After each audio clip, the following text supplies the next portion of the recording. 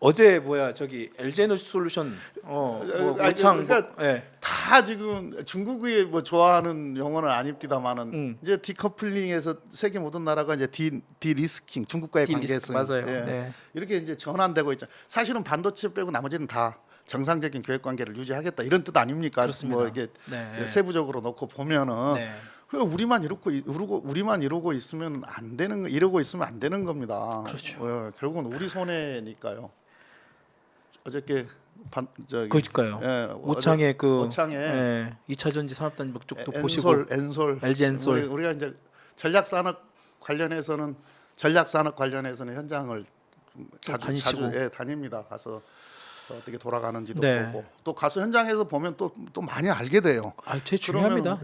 그러면은 영감을 많이 얻습니다. 우리가 정책 결정에 대한 네. 영감을 많이 얻어요. 그래서 현장 자주 가는 편인데 어쨌든 우리가 이제 전략 산업과 관련해서 전 세계에서 우위를 차지하고 있는 산업들이 뭐 좀 있는데요. 뭐 네. 5위 안에 드는 산업은 한 기술 경쟁력에서는 한 뭐 20개 이상 될 거고 네. 또 1위 하고 있는 것도 꽤 됩니다. 뭐 태양광 같은 경우. 그렇죠. 요 네. 배터리 2차 전지 배터리도 우리가 기술력으로는 1위예요. 거의 1위입니다. 예, 1위예요. 1위입니다.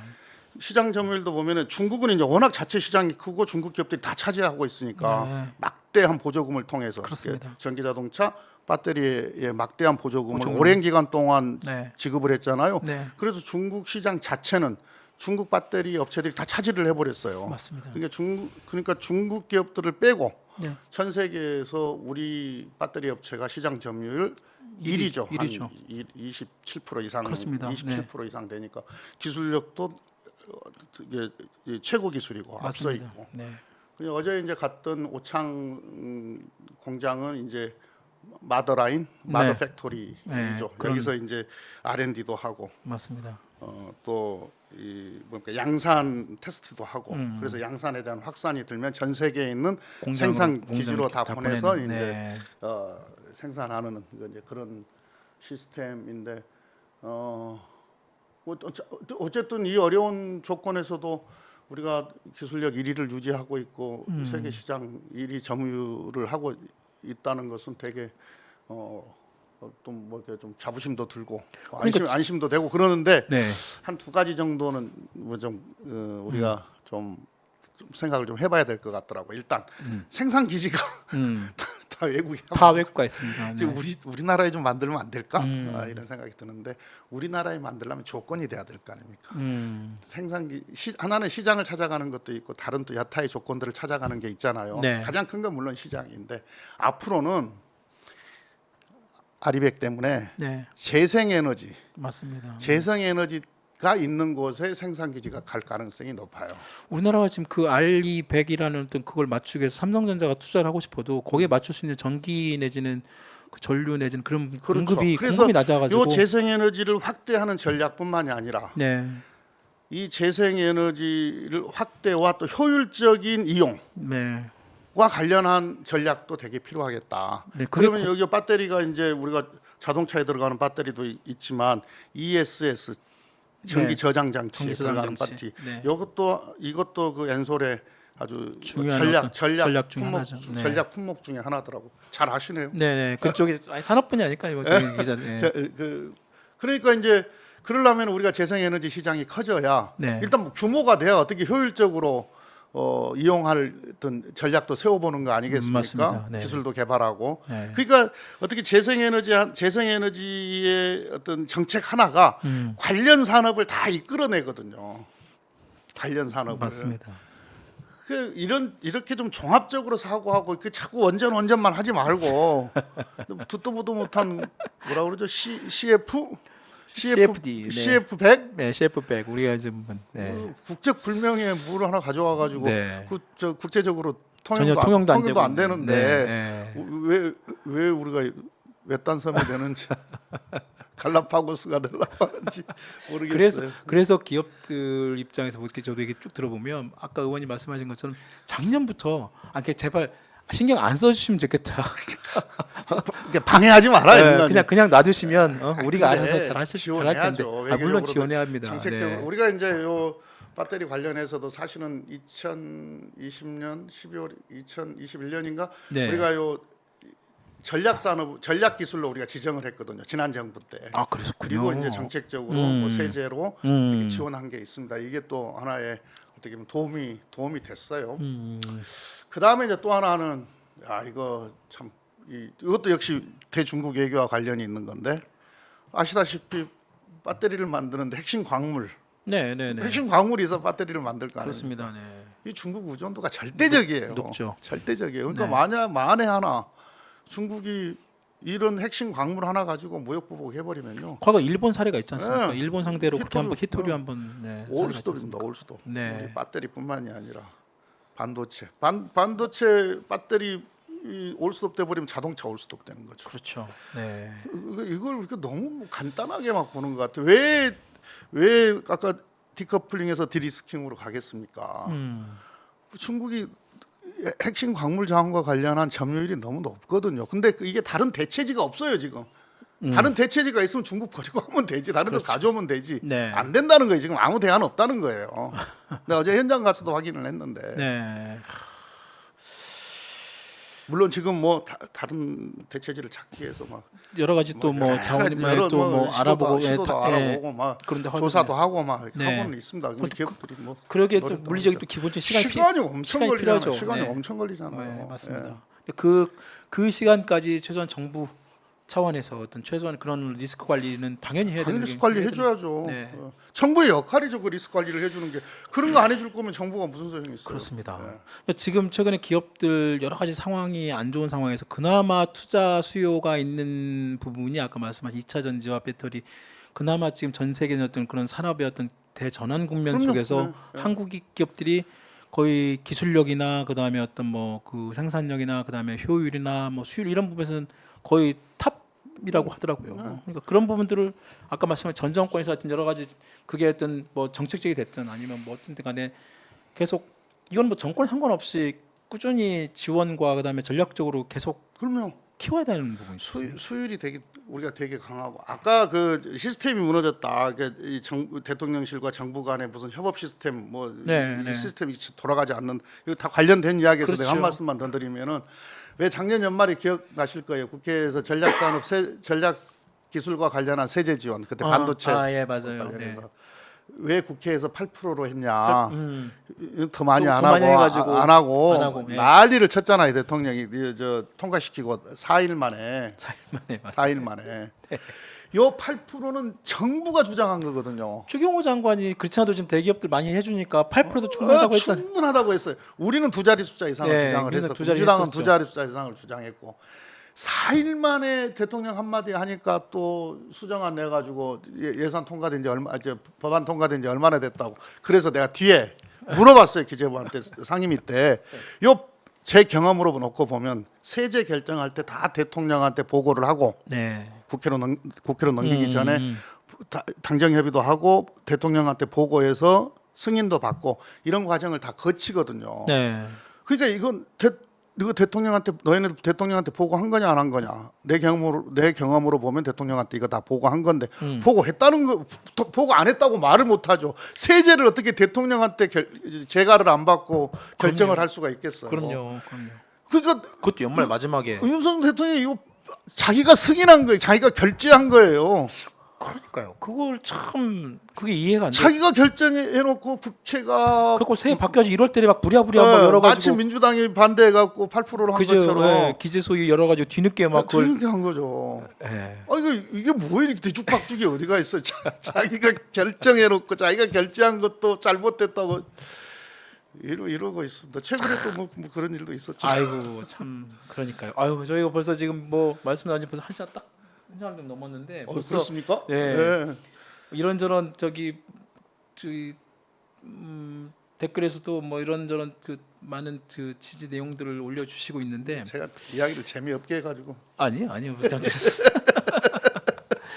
자 이제 마지막으로 그러면 이제 김종대 박사 재밌게 하던데. 국회가 이제 뭐 이제 6월달 지났고 이제 여름 지나고 이제 뭐 하고 또 금방 또 이제 뭐 이제 정기국 이제 한 번 남았죠 이제.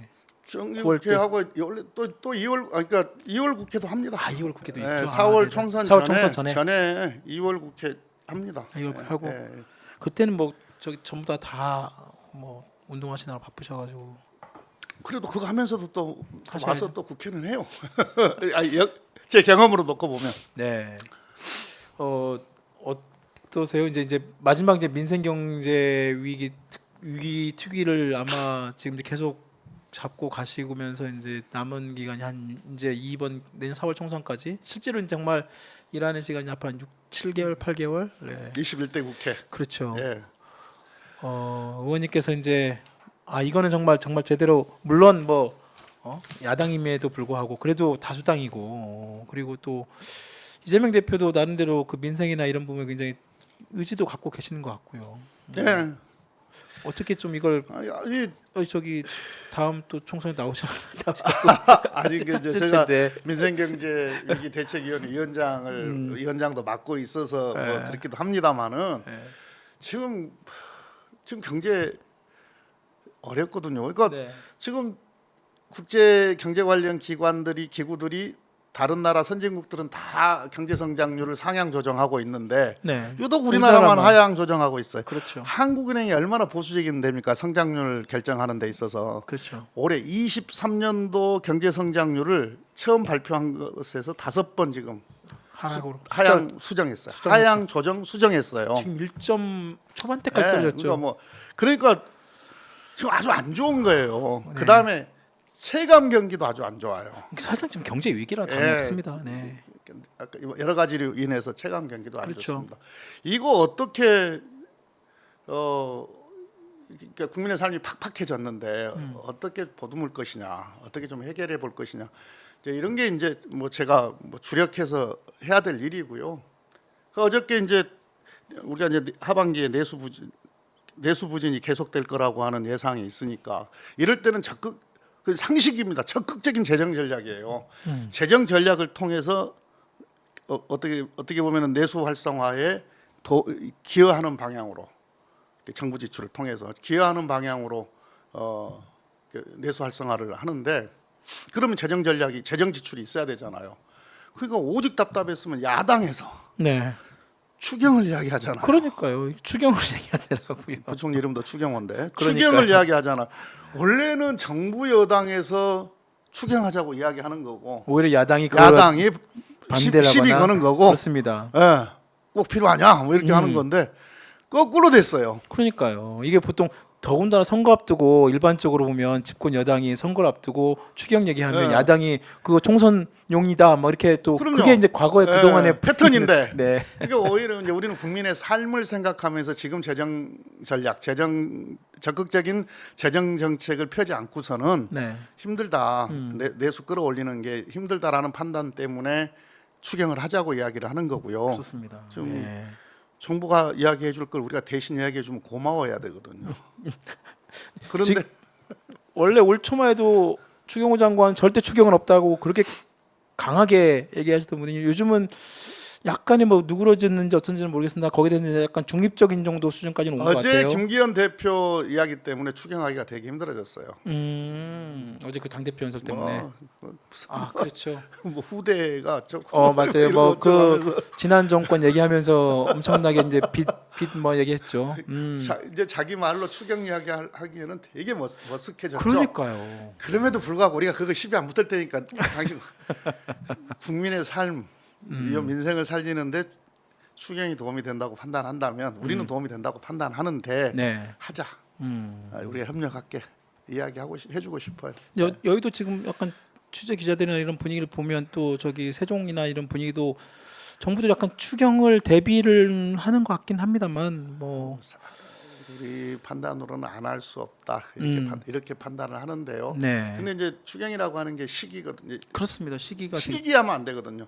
가장 정확한 지난번 시기. 코로나 때도 그렇지 않습니까? 코로나 가장 위기 정확한 때도. 시기가 필요하고 자꾸 그 지난 정부의 그 국가 부채 늘어난 것 액수를 가지고 이야기하던데 그렇게 자꾸 그런 식으로 호도하면 안 됩니다. 코로나 시기였어요. 코로나 시기. 맞아요. 그러니까 재정 지출이 늘어난 것에 대해서는 다른 나라하고 비교를 해봐야 됩니다. 우리나라가 가장 재정 지출 덜하고도 가장 효과적으로 방역에 성공한 나라였기 때문에 다른 나라로부터 정말로 잘한 나라, 모범적인 방역 국가 이렇게 평가를 받았던 거잖아요. 사실 다른 나라는 그 정부 재정을 통해 가지고 사실상 국민들 다 지원했는데 우리나라 국민들이 다 빚을 내 가지고 그럼요. 우리가 가장 재정 지출이 견뎠지 않습니까? 예, 적었기 때문에 국민이 빚을 진 거 아닙니까? 그렇습니까? 부채 총량은 있는 거죠. 정부가 빚을 많이 지면 개인이 가게가 빚을 덜 지는 거고 그렇습니다. 정부가 빚을 덜 지면 가게 개인이 빚을 많이 지게 되는 거고. 그래서 지금 한국은행에서 지금 경고하는 것이 그 코로나 시기에 어떻게 보면 다른 선진국들은 정부가 그걸 부담을 안고 갔음에도 불구하고 이제 그걸 이제 그게 이제 어떤 인플레이션으로 인해서 최고의 뭐 그런 그 뭐 금리로 인상으로 이어졌습니다. 우리나라는 자영업자와 국민들이 다 그 빚을 다 떠안고 이제 와서 그 빚을 이제 감내하기 어려우니까 지금 이 가계 부채가 더 오히려 큰 경기에 부담이 되는 거 아닙니까? 그래서 지금 한국이 지금 그 부분을 경고를 하고 있는 것이고 그래서 아마 이제 그 지난번 송영길 전 대표가 어디 그 프로그램 나와가지고 지난 정권 때 그 홍아무개 그 대표 재정부 장관을 자르지 못한 것이 뭐 엄청난 뭐 그런 말씀도 하시던데 여하튼 아까 말씀하신 것처럼 그 추경은 정말 그 뭐 내용도 중요하고 금액도 중요합니다만 그 시기가 정말 중요한 것 같고요. 그걸 여당이 어떻게 그걸 끌어낼 수도 없고 다수당인 그 민주당 특히 의원님 포함해가지고 이쪽 경제 쪽에 굉장히 전문가신 분들이 그걸 적극적으로 어떻게 좀 잘 이끌어내시는 게 되게 중요할 것 같은 생각이 듭니다. 한숨을 쓰시네. 아니 워낙 정책 엇박자가 워낙 많으니까 지금 가계 한쪽에서는 가계 부채 때문에 큰 폭탄을 안고 있는데 한쪽에서는 그러니까요. DSR 풀어가지고 빚 더 내게 해주겠다. 그러니까 뭐 이러고 있으니 참 정말 답답합니다. 정말.